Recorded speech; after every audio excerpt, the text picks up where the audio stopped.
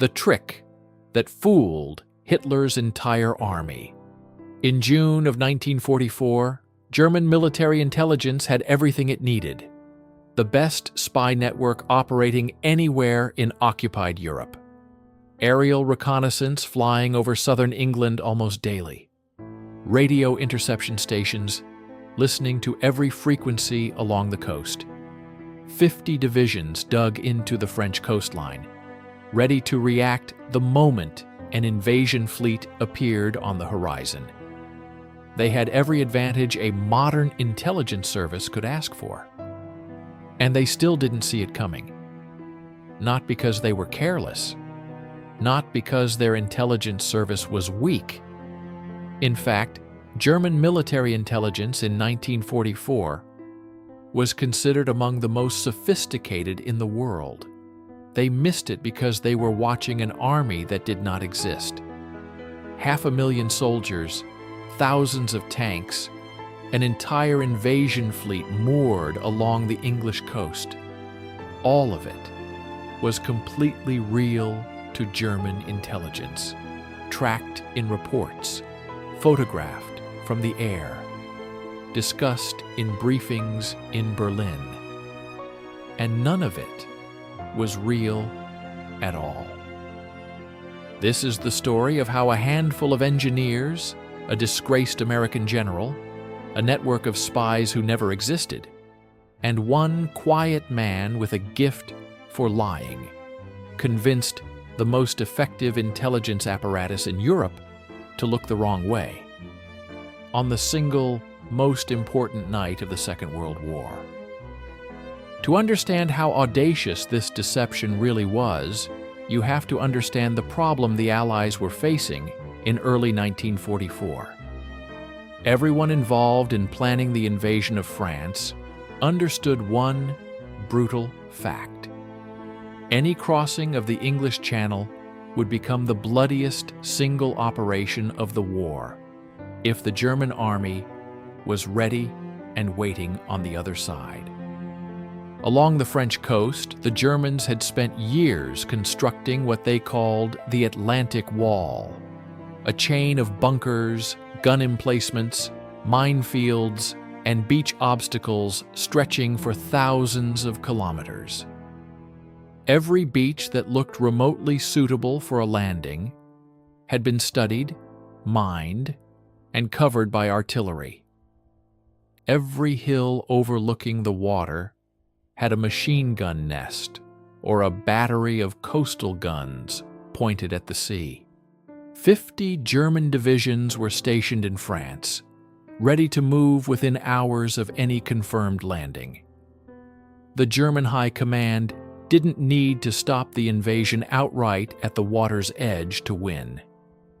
They only needed to correctly guess where the main blow would fall, concentrate their reserves there in time, and the entire invasion could be thrown back into the sea within the first 48 hours. Military planners on both sides understood this. The Allies had one shot. If the landing failed, there would be no second attempt for at least another year. And quite possibly the war in the West would drag on for years longer than it did. And the Germans had every tool required to make that correct guess. Their military intelligence service, the Abwehr, maintained what it believed was a functioning network of agents inside Britain, feeding back constant updates on troop movements, unit strengths, and invasion preparations. The Luftwaffe flew regular photographic reconnaissance missions over southern England, cataloging airfields, ports, and supply depots. Signals intelligence units listened around the clock to Allied radio traffic, building a picture of unit locations simply from patterns of communication. On paper, there was no conceivable way the Allies could hide the preparations for an invasion force numbering well over 1 million men, spread across hundreds of ports and airfields. So the Allies didn't even try to hide it. they built a second one instead. In the county of Kent, directly across the narrowest point of the Channel, from the French port of Calais, the shortest possible crossing, and by far the most obvious place for an invasion to land, an entirely new army began to take shape in early 1944. Airfields filled with row after row of bombers, fields filled with columns of tanks, parked in neat formation exactly as a real armored division would be staged before an operation. Harbors along the southeastern coast filled with landing craft, swaying gently at anchor, exactly where a German reconnaissance photograph would expect to see them. From 3,000 meters in the air, photographed by a Luftwaffe pilot flying a routine sortie, all of it was completely convincing. None of it was real.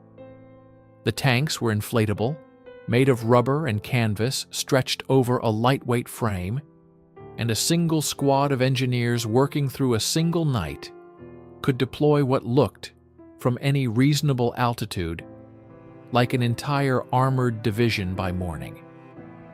The aircraft parked on the airfields were full-scale wooden mock-ups, built by set designers and carpenters pulled from the British film industry, painted with such precision that from altitude they were essentially indistinguishable from genuine Spitfires and bombers. The landing craft bobbing gently in the harbors were nothing more than wooden frames wrapped in canvas and floated just enough to sit correctly in the water and cast the right silhouette on camera. Entire fuel depots were simulated using nothing but stacked oil drums and camouflage netting, arranged to look, from the air, exactly like a working supply installation. This phantom force was given an official name and a full command structure: the 1st United States Army Group. On paper, in every intelligence estimate the Germans compiled, it numbered roughly 500,000 men, organized into multiple corps, supported by its own air wing and naval component. In reality, the entire operation was run by a few hundred set designers, camouflage engineers, and a skeleton staff of signals officers. But props and painted wood were only half the puzzle. A rubber tank doesn't generate radio traffic, and German listening posts along the French coast were monitoring the airwaves just as closely as their reconnaissance pilots were studying the skies. An army that produces beautiful photographs but complete radio silence is not an army.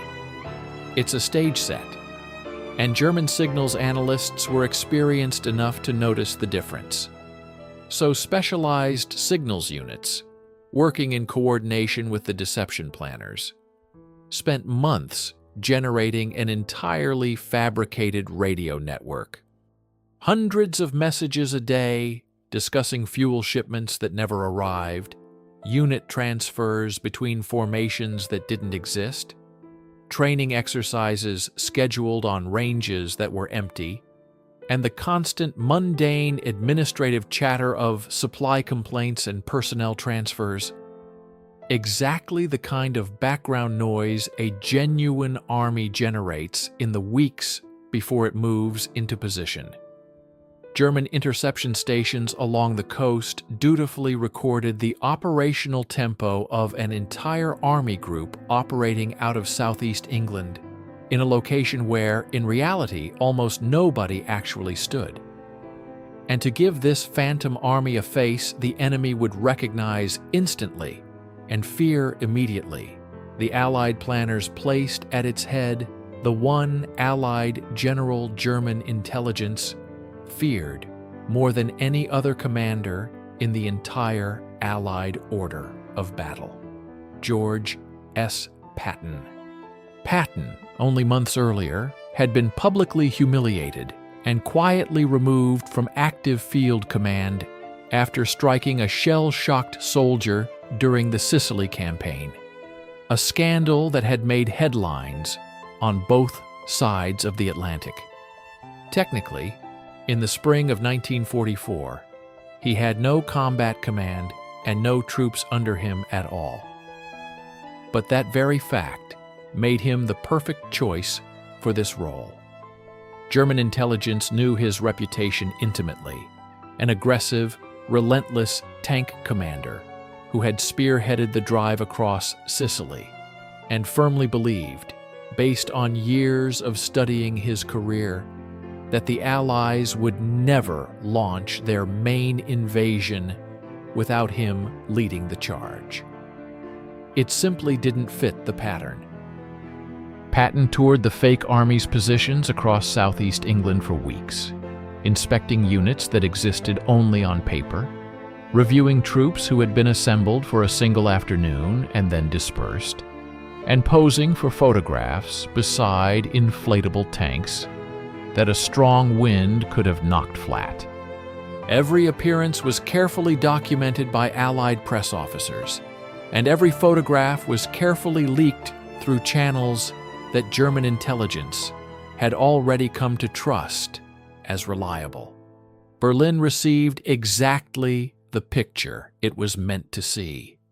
The main invasion of Europe was coming through the Pas de Calais, the shortest and most logical route across the Channel, led by the most dangerous and aggressive general the Allies possessed.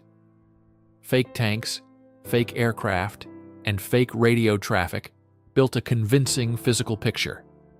But the single most powerful weapon inside this entire deception operation wasn't made of rubber, plywood, or radio wire. It was people, real people, sending real reports that German intelligence genuinely believed in.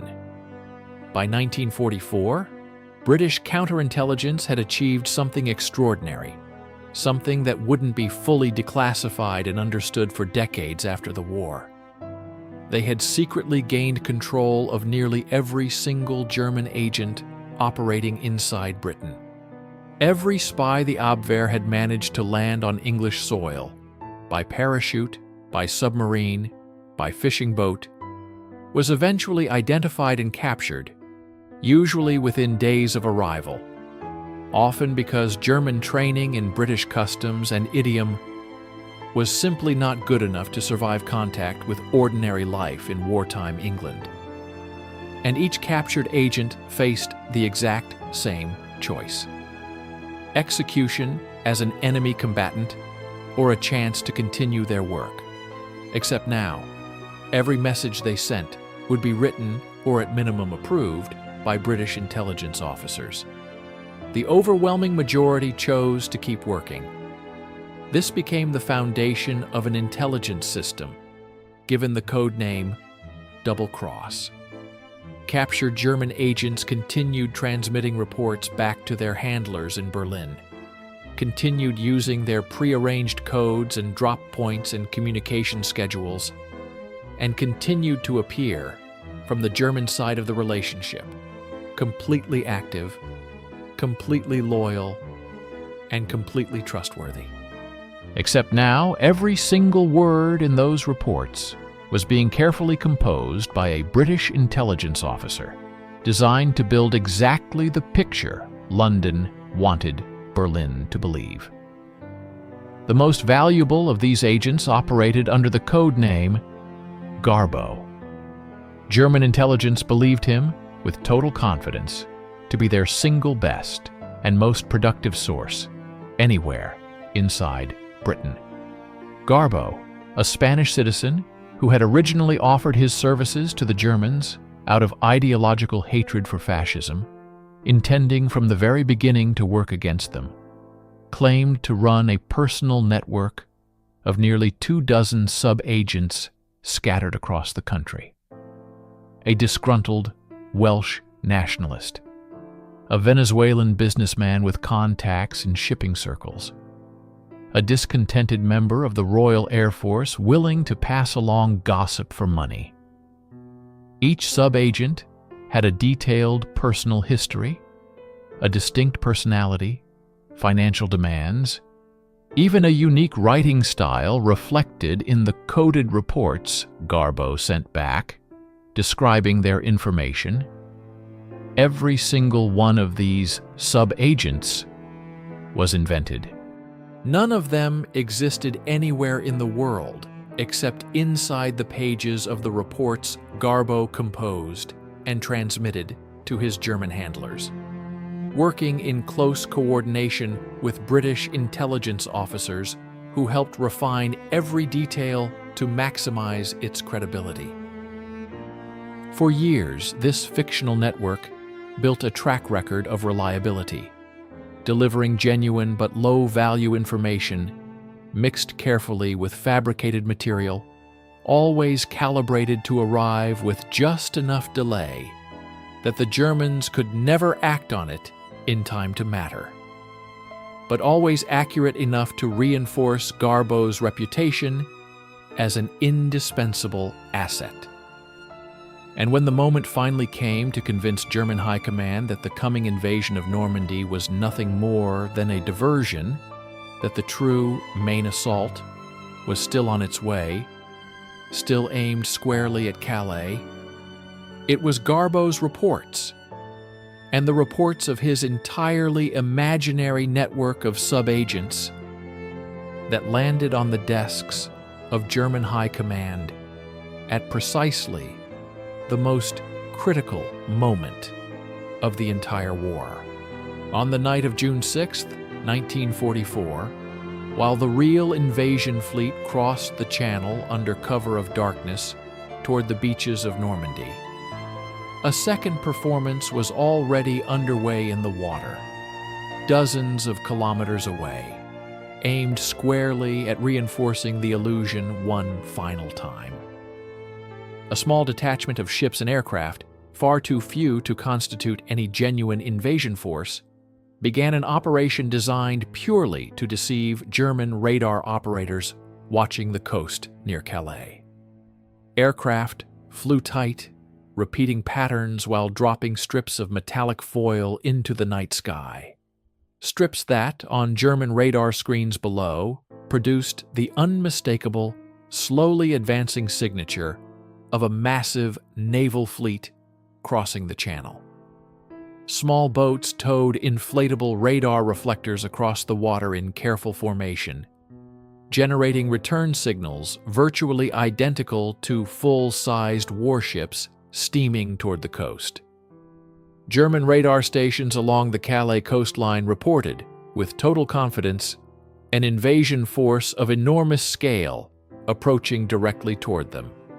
At the very same hour, the actual invasion force, thousands of ships, tens of thousands of paratroopers already descending inland, and over 130,000 soldiers approaching by sea, was already committed to the beaches of Normandy, nearly 200 kilometers away, where German coastal defenses were significantly weaker and reserves considerably thinner than anywhere along the heavily fortified Calais front.